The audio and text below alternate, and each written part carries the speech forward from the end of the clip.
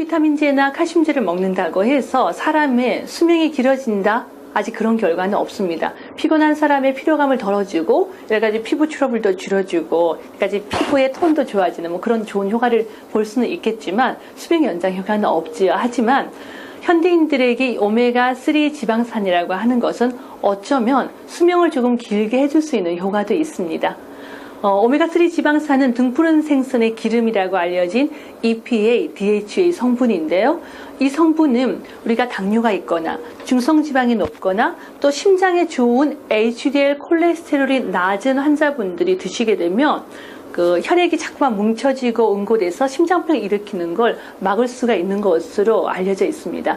이미 한번 심근경색이 있었던 분이 오메가3 지방산을 충분히 섭취하면 다시 심장병이 재발할 확률이 30% 정도 줄어든다고 하는데요. 그 효과는 오메가3를 복용한 지 약 4개월 정도면 나타나는 것으로 되어 있습니다.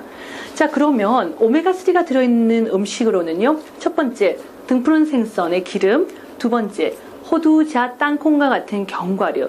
또 세 번째는 식물성 기름 중에서는 들기름이 많은데요. 실제로 우리가 이러한 음식들을 질병을 예방할 만큼, 그러니까 중성지방을 줄이거나 심장병을 예방할 만큼 드시려면 굉장히 많은 양을 드셔야 하고 그 칼로리도 만만치 않습니다. 두 번째는 등푸른 생선이 몸에 좋기는 한데 2003년도인가요? 미국에서 이런 발표가 있었죠. 어린아이와 임산부는 하루에, 그러니까 정확하게는요, 일주일에 350g 이상의 생선을 못 먹게 했습니다. 그러면 하루에 50g이면 어린아이와 임산부는 하루에 한 토막 이상의 생선을 못 먹게 돼 있습니다. 거기다가 황새치, 북대서양고등어, 큰 능돔, 상어와 같은 생선은 못 먹게 했는데 그 이유는 바로 머큐리, 그러니까 수은 중독 때문입니다. 우리가 생각하는 것 이상으로 바다가 굉장히 많이 오염이 되어 있거든요. 예를 들면 공장에서 나가는 폐수가 이제 바다로 흘러 들어가면 플랑크톤, 작은 물고기, 큰 물고기 이렇게 점점 축적이 되는데 그래서 좀 몸집이 큰 물고기 같은 경우에는 수은량이 상당히 많은 것으로 되어 있고요. 요즘은 그 모발 검사나 이런 검사들을 해보면 수은 중독이 있는 분들이 꽤 많습니다. 그래서 등푸른 생선이 굉장히 좋은 오메가3 지방산을 가지고 있지만 마냥 많이 먹을 수 없기 때문에 제재형대로 따로 드시는 것이 좋다는 겁니다.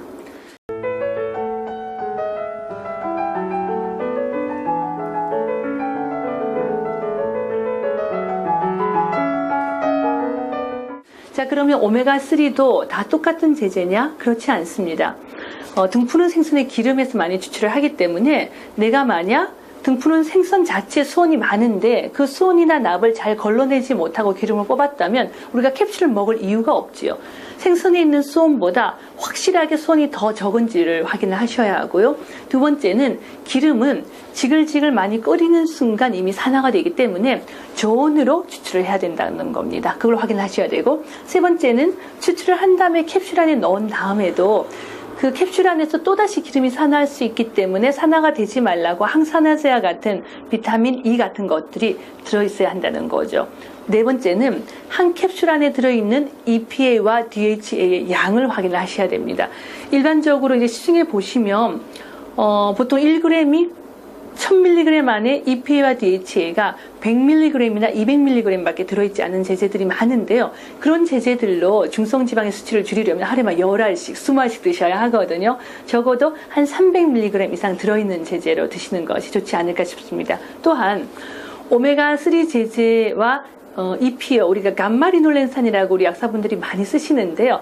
감마리놀렌산을 드릴 때는, 그러니까 환자분들에게 처방을 하실 때는 오메가3를 함께 처방하지 않으시는 경우에 잘못하면 나쁜 효과를 볼 수가 있기 때문에 될 수 있으면 감마리놀렌산과 오메가가 함께 들어있는 제제나 아니면 함께 처방을 하시는 것이 좋습니다.